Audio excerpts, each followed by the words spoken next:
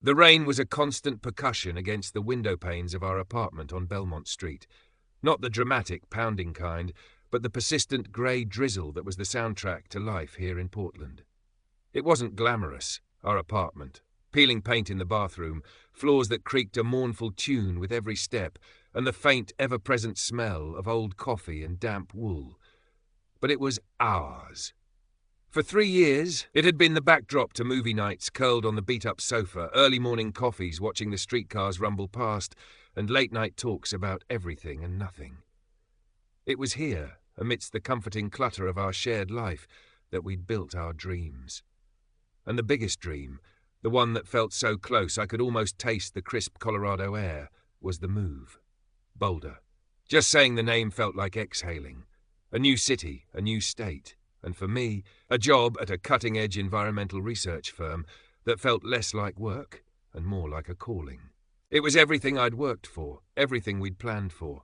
More space, cleaner air, a place where the future felt stable. Stability was a word that resonated deep in my bones, a counterpoint to the unpredictable rhythm of my own childhood. Maya felt it too, though her reasons were tangled in a different kind of past. We'd spent months meticulously planning. Packing boxes were starting to stack in the corner of the living room, a physical manifestation of our impending future.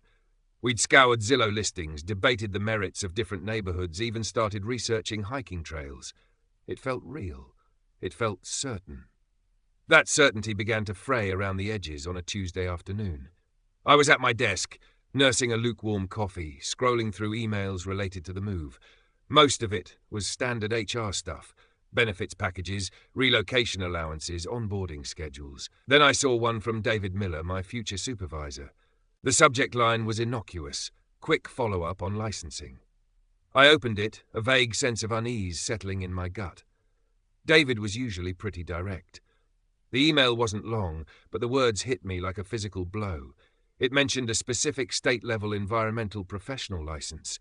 A license I hadn't realized was mandatory before starting the job, not something I could acquire within the first few months, as I'd assumed based on earlier conversations. The email stated, politely but firmly, that my start date was contingent on providing proof of this license. And the kicker? The licensing process involved an application, a background check, and a specific exam that was only offered twice a year. The next test date? 4 months after my planned start date. My breath hitched. 4 months. That wasn't a delay, that was a potential derailment. Everything, the apartment lease ending, the movers booked, Maya's plans to transition her freelance design work, it all hinged on that start date. My first instinct wasn't panic about the job itself. It was panic about telling Maya. Her past, the one she rarely spoke about in detail but whose shadow I felt, was marked by sudden changes, broken promises, and a profound lack of safety tied to her parents' messy, volatile divorce.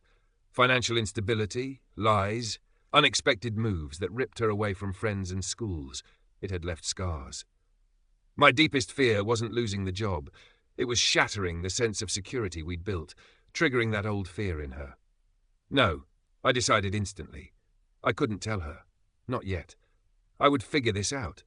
I'd call David, explain the misunderstanding, see if there was an alternative, a waiver, anything. I'd fix it before she even knew there was a problem. I'd protect her from the worry, from the uncertainty. It was, I told myself, the responsible thing to do, the loving thing to do. I typed a quick reply to David, trying to keep my tone calm and professional while my heart hammered against my ribs. I asked for a call to discuss the licensing requirement further. Then I deleted the email, not just archived it, deleted it, cleared it from the trash. A small cold stone settled in my stomach. The first stone in a wall I was starting to build between us. Over the next few days, the stone grew heavier. I was consumed by trying to find a loophole. I called the state licensing board, navigating endless automated menus and waiting on hold for what felt like hours. I scoured online forums, looking for anyone who had faced a similar situation. I even reached out to a former professor, hoping he might have a contact or some advice. Every avenue seemed to lead to the same dead end. The license was required, the exam was the only way, and the next one was months away. I had phone calls with David, trying to sound optimistic while fishing for any flexibility. David, bless his heart, was professional and sympathetic, but firm. The requirement wasn't arbitrary. It was tied to specific state regulations for the type of fieldwork the job involved. He suggested I apply for the next exam, keep him updated, and perhaps they could find a temporary, non-field-based role in the meantime, but there were no guarantees. It was clear the dream job, as I'd envisioned it, was on hold, indefinitely.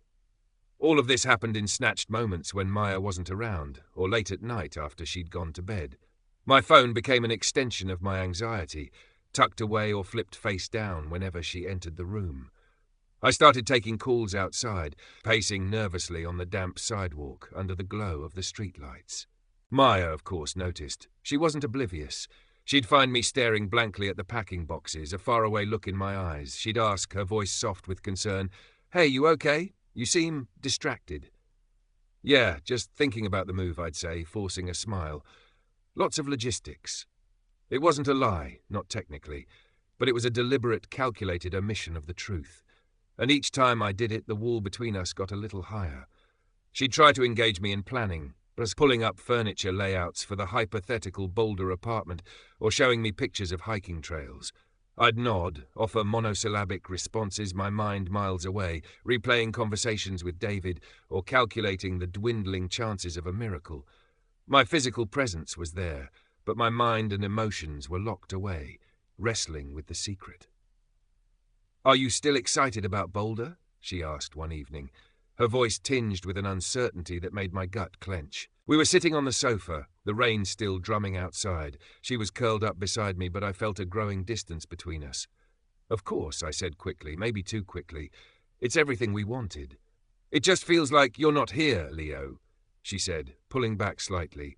"Like you're already dealing with something else. Is it work? Is there a problem?" My heart hammered. This was it. The moment I could tell her. I could say, "Yeah, there's a complication, but I'm working on it." We could face it together. But the fear, the deeply ingrained fear of seeing that look of panic and instability in her eyes, the look I'd only glimpsed a few times when something unexpected and difficult happened, held me captive. My father had always been the one to deliver bad news with a shrug and a "figure it out," leaving the rest of us reeling. I didn't want to be that. I wanted to be the one who solved it, who protected. "No, not a problem," I lied, the word feeling like ash on my tongue. "Just wrapping things up here. It's stressful, the end of a job, you know?" She studied my face for a long moment. Her eyes, usually so warm and trusting, were clouded with confusion and a hint of hurt. She didn't push, but the air thickened with unspoken things. The distance widened. The packing boxes in the corner started to feel less like symbols of a bright future and more like mocking testaments to my failure. Failure to secure the job properly. Failure to be honest with the woman I loved. The external obstacle, the licensing issue, was becoming a concrete, unavoidable fact. The internal conflict, my fear versus my need to protect versus the growing burden of the secret, was tearing me apart. And the interpersonal conflict, the silent tension between Maya and me, was a constant, low-grade ache. I was so focused on preventing one kind of pain for her that I was inadvertently inflicting another. Current part characters, 354, total characters, 7,405. The tension in the apartment became a palpable thing. It hung in the air like the persistent drizzle outside, dampening our spirits. Maya was quieter than usual. She stopped bringing up Boulder as much, her initial enthusiasm replaced by a watchful reserve. She was still kind, still loving, but the effortless ease that had defined our relationship was gone. Every interaction felt strained, like walking on thin ice. I knew I was doing this to us, but I felt trapped by my own lie. How could I admit now that I'd been hiding something so significant for weeks? It would confirm all her unspoken fears, that I wasn't reliable, that I couldn't handle problems, that I would keep her in the dark. It would feel, I knew, like a betrayal. And betrayal, in her history, was synonymous with devastation. I continued my clandestine efforts to resolve the licensing issue. David called one afternoon, his voice apologetic.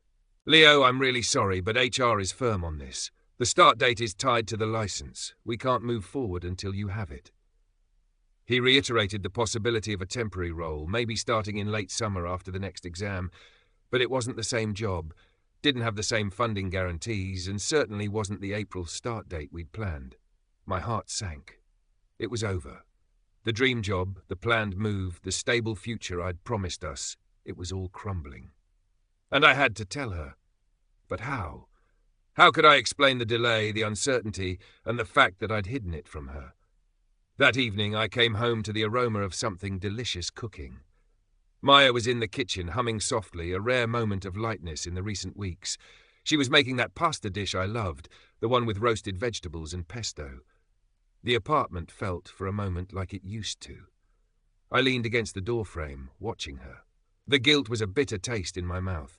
I couldn't let her make this dinner, pretend everything was normal, and then drop the bomb. Not like this. "Hey," I said softly. She turned, a smile on her face that didn't quite reach her eyes. "Hey, almost ready." I walked into the kitchen, the familiar warmth of the room doing little to thaw the ice around my heart. "Maya, we need to talk." The smile vanished. Her eyes widened slightly, that familiar flicker of anxiety appearing. "Okay, is everything all right?" I took a deep breath. "No, not exactly. About the move, about the job." Before I could say more, before I could figure out how to confess the lie and the failure, my phone, which I'd carelessly left on the counter, buzzed. It was a text from David, following up on our call. "Let me know if you decide to apply for the org exam. We're still hopeful we can make something work eventually." Maya's eyes flicked to the phone screen. The text preview was visible. "Org exam?" she read aloud, her voice barely a whisper. "What August exam? What are you talking about, Leo?" My blood ran cold. I'd been so careful, but in my stress I'd let my guard down. The secret was out, not through my confession, but through a carelessly received text message. Her gaze snapped from the phone to my face. The confusion was gone, replaced by a dawning horror that twisted her features. You've been talking to him? About an exam? What is going on? Is there a problem with the job? Why didn't you tell me?" The questions came in a rush, fueled by fear and a sense of betrayal. It wasn't just about the job anymore. It was about the secrecy. The wall I'd built had just been exposed, brick by painful brick. I tried to explain, stumbling over my words. There was a licensing requirement. I didn't realize. I was trying to fix it before telling you. I didn't want you to worry. "You didn't want me to worry?" she repeated, her voice rising, cracking with emotion. "So you just lied? You let me keep planning, keep packing, thinking everything was fine, while you knew it might all fall apart. How could you do that, Leo?" Her reaction was intensifying, far beyond what the situation seemed to warrant. It wasn't just anger. It was a deep, visceral fear, a recoiling as if I'd physically hurt her. Her hands were shaking, her eyes were wide, darting around the room as if looking for an escape. "Maya, breathe," I said, stepping towards her, reaching out a hand. "It's not that bad, it's just a delay. We'll figure it out." "Not that bad?" she echoed, flinching away from my touch. "You're hiding things from me, about our future. Everything feels unstable. You promised me this was certain, you promised." Her voice was trembling now, high-pitched with panic. She wasn't looking at me, she was looking through me, her gaze fixed on something unseen, something terrifying. It was the look I had dreaded, magnified tenfold, the look of deep, primal fear, triggered by the sudden groundlessness beneath her feet. "It's happening again," she whispered, her voice barely audible, tears streaming down her face. I can't do this." She stumbled backward, away from me, away from the counter, away from the life we'd built in this kitchen. She bumped into the table, sending a stack of mail scattering across the floor. She didn't notice. Her focus was entirely internal, lost in a storm of panic and pain. "Maya!" I cried, rushing towards her. But she was already turning, fleeing the room. I heard her fumbling with the lock on the front door, heard the click as it opened, and then the soft thud as it closed behind her. She was gone. Leaving me alone in the suddenly silent apartment, the smell of roasted vegetables heavy in the air, the scattered mail on the floor a testament to the sudden, violent rupture. I stood there, my hand outstretched in the empty space where she had been, utterly blindsided by the intensity of her reaction, by the raw terror in her eyes. I knew I had messed up, that hiding the truth was wrong, but I had anticipated this. This wasn't just about a job anymore. This was something else, something deeper and far more terrifying. The next few hours were a blur of frantic worry and confusion. I tried calling her phone, but it went straight to voicemail. I texted, pleading with her to call me, to tell me where she was. No response. I paced the apartment, the silence amplifying my guilt and fear. The dinner she had been making sat on the counter, cooling, a sad monument to the evening's destruction. Where would she go? Her parents lived across the country. She didn't have many close friends in Portland outside of our mutual circle. Then it hit me. Chloe. Her older sister lived about an hour away, in a smaller town on the coast. They were close, and Chloe knew more about Maya's past than anyone, including me. I dug out Chloe's number, my fingers fumbling on the keypad. I hesitated for a moment, unsure what to say. "Hi, Chloe. Maya just ran out of the apartment in a panic after I told her I might not get the job in Boulder because I lied to her about a licensing issue." It sounded insane, but the image of Maya's terrified face spurred me on. I had to know she was safe. I dialed the number. Chloe answered on the third ring, her voice calm but questioning. "Leo, is everything okay? It's kind of late." "Chloe, hey, sorry to call so late," I said, my voice tight with anxiety. Is Maya with you?" There was a beat of silence on the other end. "Maya?" "No, I haven't heard from her tonight. Why? What's going on?" My heart sank further. She wasn't with Chloe. Where else could she be? She just left the apartment. We had a fight. About the move. She got really upset, really scared, and just ran out. "Scared?" Chloe's voice sharpened with immediate concern. "What happened, Leo? What did you say?" I quickly, and perhaps not very coherently, explained the situation. The licensing issue, my decision to hide it, the text message, Maya's reaction. I emphasized how intense her fear had seemed, how she'd said, "It's happening again." Chloe listened without interrupting. When I finished, the silence stretched again, heavy with unspoken understanding on her end. Finally, she spoke. Her voice was softer now, laced with a deep sadness I hadn't heard before. "Oh, Leo, you didn't know. Didn't know what? About the divorce," she said. "About Dad."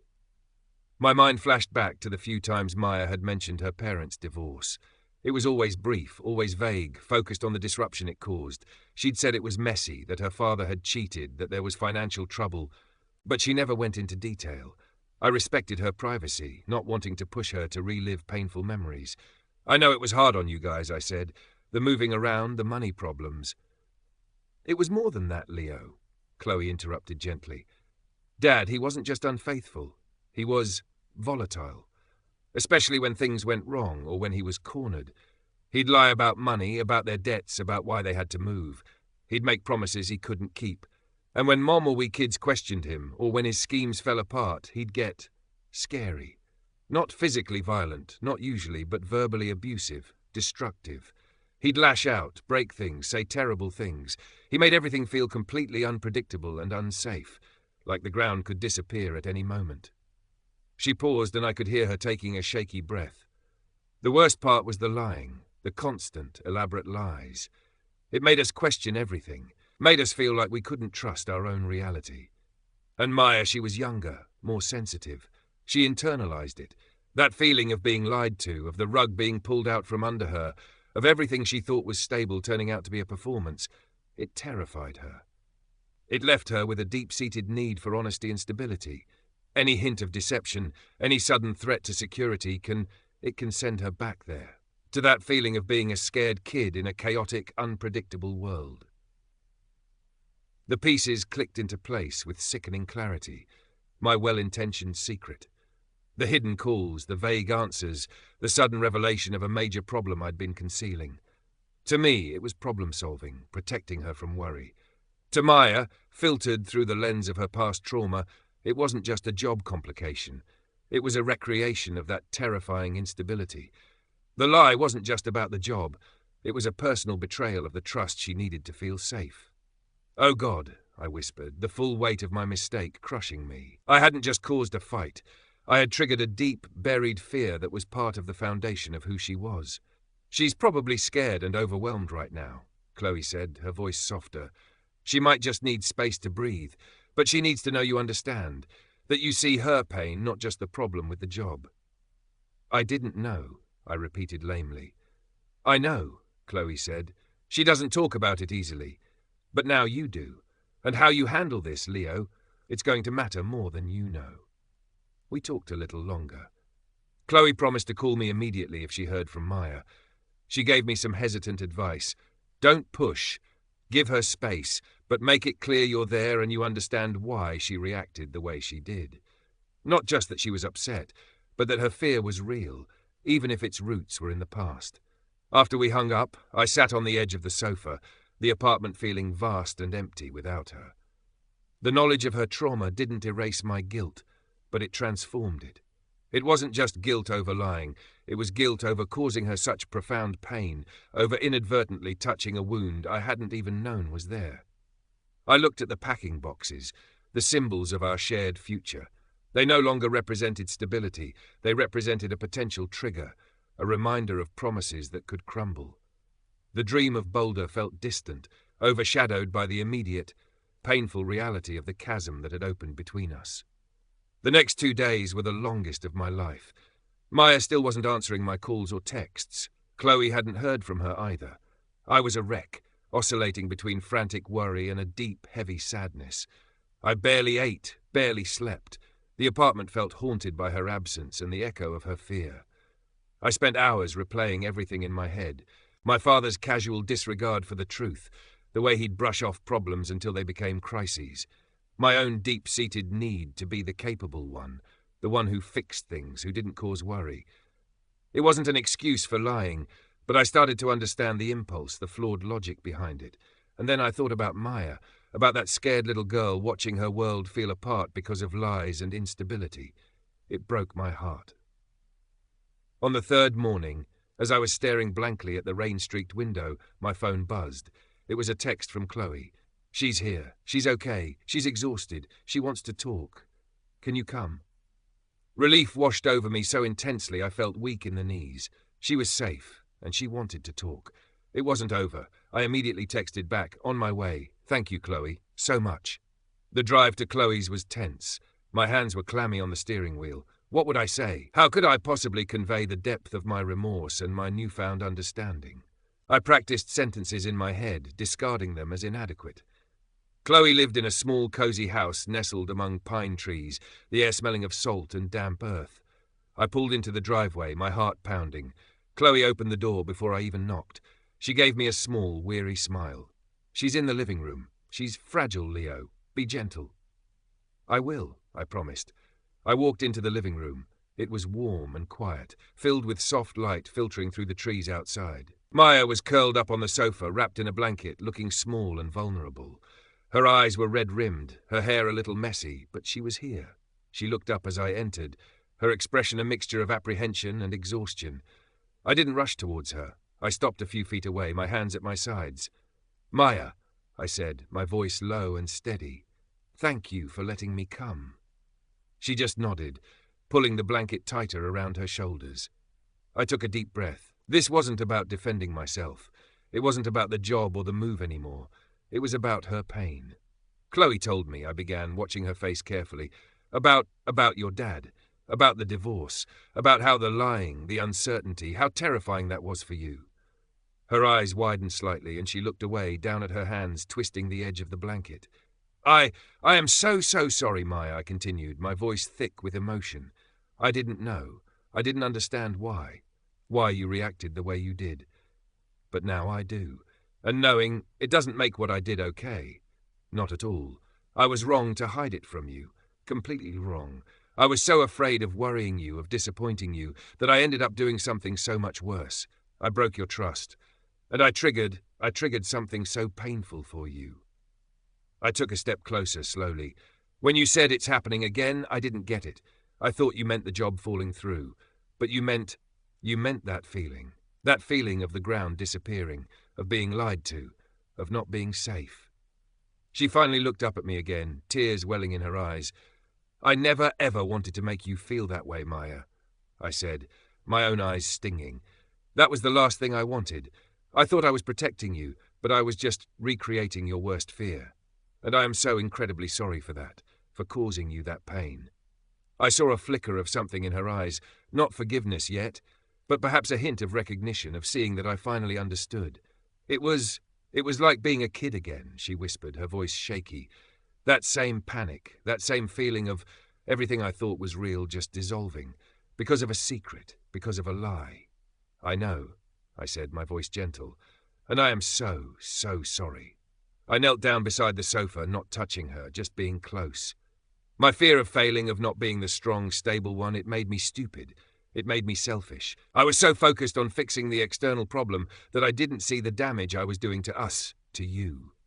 We stayed like that for a long moment, the silence filled with the weight of her trauma and my remorse. The move, she finally said, her voice still quiet. The job. It's on hold, I said. Probably not happening in April. Maybe later, maybe not at all. It doesn't matter right now. None of that matters compared to you, compared to us. I looked at her, truly looked at her, seeing the vulnerability and the pain etched on her face. What matters is what we do now. I know I broke something, and I know that feeling safe, feeling secure, feeling like you can trust me, that's everything for you. And I damaged that. It felt like you didn't think I could handle it, she said, tears starting to fall freely now. Like I was too fragile, and that hurt too. That wasn't it, I said quickly. It was my fear, my own messed up history making me think I had to be the solitary problem solver. But you're right. I underestimated you. I didn't give you the chance to be my partner, to face it with me, and that was wrong. We talked for a long time that afternoon, the conversation painful but necessary. Maya, still wrapped in the blanket, slowly started to articulate the whirlwind of emotions she'd experienced. The growing unease, the mounting anxiety as she sensed my distance, the sheer terror when the secret was revealed, and it felt like her past was crashing into her present.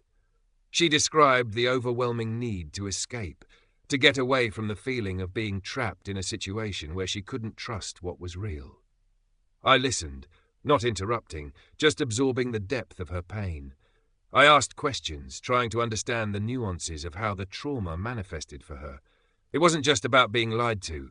It was about the association of lies with instability, with chaos, with losing control and feeling utterly powerless, just like she had as a child, witnessing her family's life unravel.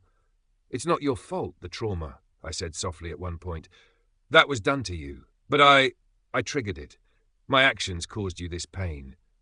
I know you didn't mean to, she said, her voice still shaky. But it happened, and it's still here. That fear, that feeling. I know, I said, and I'm here. I'm not going anywhere. We talked about the future, but not in terms of Boulder or job prospects. We talked about our future. I think I need help, Leo, she said, her voice barely a whisper. With this, with the past. It's still affecting me so much. I think that's incredibly brave, Maya, I said, reaching out and gently taking her hand. This time she didn't pull away. Her hand was cold, but she held mine, and I'll be there with you. Every step of the way. We talked about therapy. Chloe had mentioned a therapist she knew who specialized in trauma. We looked up her information together, sitting side by side on Chloe's sofa, the blanket draped over both of us now. It felt like a small but significant step, a shared purpose amidst the wreckage. The move was off, at least for now. The dream job in Boulder felt like a distant memory, a casualty of my fear and her trauma. There was a brief, practical discussion about the apartment lease, about what we would do next. But it felt secondary. The real conversation was about rebuilding trust, rebuilding a sense of safety, rebuilding ourselves together. It's going to be hard, Maya said, looking at the therapist's website on my phone screen. I know, I said, squeezing her hand. But we'll do it, together. We stayed at Chloe's that night. It felt too soon to go back to our apartment, the place where the rupture had occurred. The next morning, after coffee and a quiet breakfast with Chloe, we drove back to Portland. The rain had stopped, but the sky was still grey. Entering the apartment felt strange. It was exactly as we had left it. The cooling pasta dish on the counter, the scattered mail on the floor. The silence felt different now, not just empty, but heavy with the weight of what had happened and the daunting task ahead. We didn't immediately start cleaning or talking about logistics. We just stood there for a moment, taking it in. Then Maya walked over to the sofa and sat down, pulling her knees up to her chest. I walked over and sat beside her, leaving a small space between us. I'm still scared, Leo, she admitted, her voice quiet. I know, I said, and I'm still here. I reached out and gently placed my hand on her knee. She leaned her head on my shoulder. We sat like that for a long time, not talking, just being. The packing boxes in the corner seemed less like symbols of a lost future and more like reminders of a pause. A pause we hadn't planned, a pause born from pain and secrets, but a pause that was necessary. A chance to unpack not just our belongings, but the deeper layers of our pasts, the hidden wounds that needed to be acknowledged and healed. There was no magical resolution, no sudden return to effortless happiness. The road ahead was long and uncertain. Therapy, difficult conversations, moments of fear and doubt were inevitable. But sitting there, together in our slightly run-down, beloved apartment, the quiet hum of the refrigerator the only sound, I felt a fragile sense of hope. We had faced the truth, the difficult, painful truth of how our pasts had collided in the present, and we had chosen to face the future, together, one step at a time. The dream of Boulder might be gone, but maybe, just maybe, we could build something even stronger, something more resilient, right here. We started by cleaning up the scattered mail. Then together we quietly put away the uneaten dinner.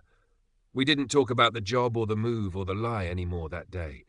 We just existed, side by side, in the shared space that was both the site of our pain and the potential foundation for our healing. The journey had just begun. The days that followed were a delicate dance. Maya started seeing a therapist. I didn't push for details, but I supported her in every way I could. Making sure she got to her appointments, being there to listen if she wanted to talk afterwards, and simply trying to create an atmosphere of calm and predictability in the apartment. I was acutely aware of how my actions, however small, could impact her sense of safety. I made a conscious effort to be completely transparent, even about mundane things. Heading to the grocery store? Need anything? Just got an email from work, nothing important. It felt strange at first, almost overly cautious, but I saw how it helped ease the tension in her shoulders, how it slowly started to rebuild a sense of trust. We talked about the licensing exam. I decided to apply for the August date anyway, not with the certainty of getting the Boulder job, but because it was a professional goal I still wanted to pursue. I told Maya about it before I even filled out the application. "I'm applying for the exam," I said, sitting next to her on the sofa. "Just so you know, no pressure about the job, just keeping options open, I guess." She nodded, a faint smile touching her lips. "Okay, Leo, thank you for telling me." It was a small moment, but it meant everything. The apartment, once filled with the energy of impending change, settled back into a quieter rhythm. The packing boxes remained in the corner for a while, a silent reminder of the derailed plans. Eventually, we started unpacking some of them. Not because we weren't moving, but because living surrounded by boxes felt like being in limbo. As we put things back on shelves and hung pictures back on the walls, it felt less like giving up on a future and more like reclaiming our present. One evening, Maya came home from therapy looking particularly drained. She sat down heavily on the sofa, tears welling up again. I sat beside her, offering a silent presence. "Today was hard," she whispered. "We talked about when Dad left, how he just disappeared for days sometimes, and Mom would make up excuses, and then he'd come back and act like nothing happened, or be angry that we were upset. It was the uncertainty, never knowing what was real, what was a lie, when he'd leave again." She turned to me, her eyes full of pain. "When you were hiding things, when you were distracted and making excuses, it felt exactly like that. That same knot in my stomach, that same feeling of not knowing what was real, of waiting for the ground to drop out. It was difficult to hear, a punch to the gut, but I knew it was necessary. I understand," I said, my voice low, "and I am so sorry I put you through that. I never connected my actions to that specific fear for you. But I see it now, and I promise you, Maya, I will never do that to you again. No more secrets, no more hiding things. Even if it's hard, even if I'm scared, I will tell you, always." She leaned into me then, resting her head on my chest. I held her, feeling the fragile strength in her body, the immense courage it took for her to face these old wounds. This was the real work, the real foundation we needed to build. Not on career success or geographic location, but on radical honesty and unwavering support through the difficult process of healing. We started talking more openly about our pasts, sharing stories we hadn't shared before. I told her more about my own anxieties, about growing up feeling like I always had to be the responsible one, the one who held things together, which fueled my need to fix problems on my own. She listened with empathy, seeing the roots of my flawed decision-making. It wasn't about excusing my behavior, but about understanding the complex tapestry of experiences that had shaped us both. The idea of couples therapy came up naturally. Maya's therapist suggested it might be helpful for us to navigate the impact of her trauma on our relationship together, and for me to learn how to be a supportive partner while also taking care of my own emotional needs. I agreed immediately. I wanted to do everything I could to make this work, to rebuild the trust I had broken. Our first couples therapy session was daunting. Sitting there, talking about our deepest fears and hurts with a stranger, felt incredibly vulnerable, but it was also clarifying. The therapist helped us understand the dynamic that had played out, my well-intentioned but damaging secrecy colliding with Maya's deeply sensitive trauma triggers. She validated both our experiences, acknowledging my remorse and Maya's pain, while guiding us towards healthier communication patterns. The Boulder job application deadline came and went. I submitted my application for the August exam, but the pressure was off. The focus had shifted. Our future wasn't defined by that job anymore. It was defined by the work we were doing right here, in this city, in this apartment, on ourselves and with each other. Spring turned into summer. The rain gave way to sunshine, though the air still held that familiar PNW crispness. Our apartment, once a symbol of temporary living before the big move, now felt like a sanctuary. We'd painted the living room walls a soft, calming blue. We'd bought new, comfortable chairs that didn't creak quite so loudly. It was still run down in places, still imperfect, but it was undeniably home. The packing boxes were long gone. We'd either unpacked them or donated the contents. The physical space reflected the shift in our focus. We were rooted here for now. Maya's therapy was helping. There were still hard days, moments when a sudden change in plans or an unexpected piece of news would bring back a flicker of that old fear, but she had tools now to manage it. And I knew how to be there for her, not by trying to fix it or hide things, but by being present, honest, and validating her feelings. My own journey involved acknowledging my tendency to internalize stress and try to handle everything alone. The couples therapy helped me see that true strength wasn't about shielding Maya from every potential problem, but about facing challenges together, openly and honestly. It was a hard habit to break, this ingrained need to be the stoic problem solver, but I was learning. We celebrated our anniversary that summer, 3 years since our first date at a little pub down the street. It wasn't a grand public celebration. We cooked dinner together in our newly painted kitchen, the air filled with the scent of herbs and garlic, not anxiety. We talked about the past year, acknowledging the immense difficulty we had navigated. I never thought. After that night, Maya said softly, stirring the sauce, I honestly didn't know if we would make it. Me neither, I admitted. It felt like I had broken something irreparable. You did, she said, her voice gentle, but you stayed, and you listened, and you tried to understand, and that made all the difference. She looked at me, her eyes clear and full of love. Thank you, Leo, for not giving up on me, on us. My throat tightened. Never, I promised, my voice a little rough. Never. The conversation that evening was unlike any we'd had before the crisis. It was honest, vulnerable, and filled with a deeper appreciation for the resilience of our connection. We talked about the future again, but this time the plans felt less rigid, less dependent on external factors like jobs or locations, and more focused on the strength of our partnership. The August licensing exam came. I took it. It was tough, but I felt prepared. I didn't tell many people I was taking it, not wanting to put any pressure on the outcome. Maya knew, of course. She wished me luck that morning, a quiet confidence in her eyes that reflected the growth she'd undergone. Weeks later, the results arrived via mail. I opened the envelope sitting at the kitchen table, Maya watching from the living room. I passed.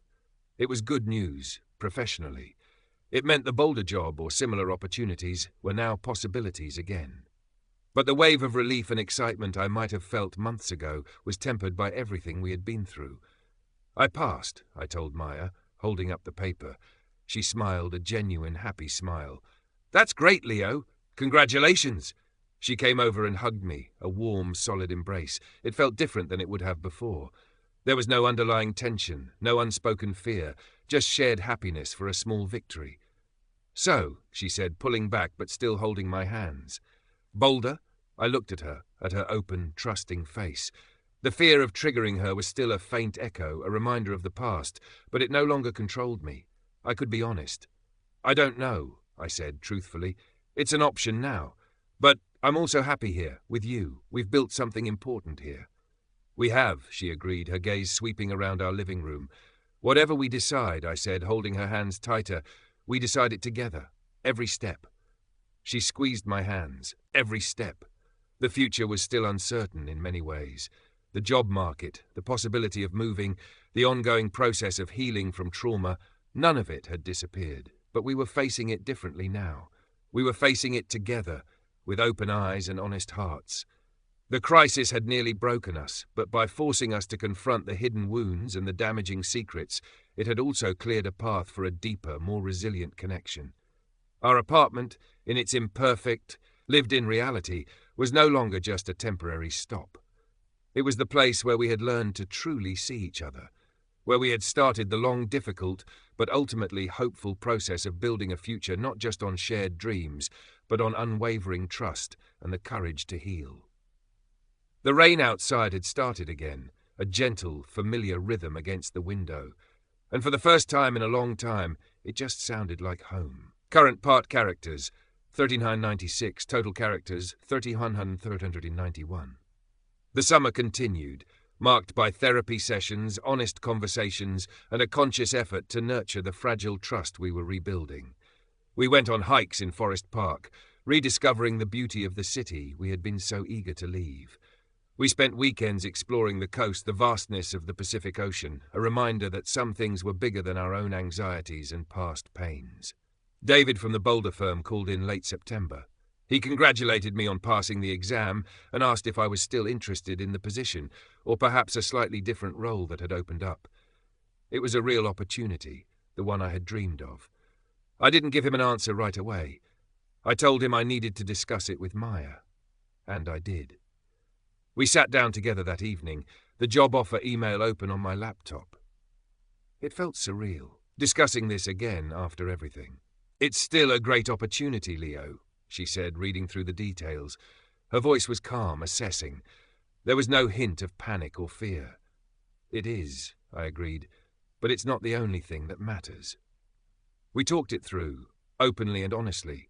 The pros and cons of moving, the impact on her work, the distance from Chloe, the cost of uprooting our lives again. But mostly we talked about how we felt about it, about whether it felt like the right step for us, together, right now, considering where we were in our healing journey. It wasn't an easy decision. The Boulder job was prestigious, a significant step forward in my career.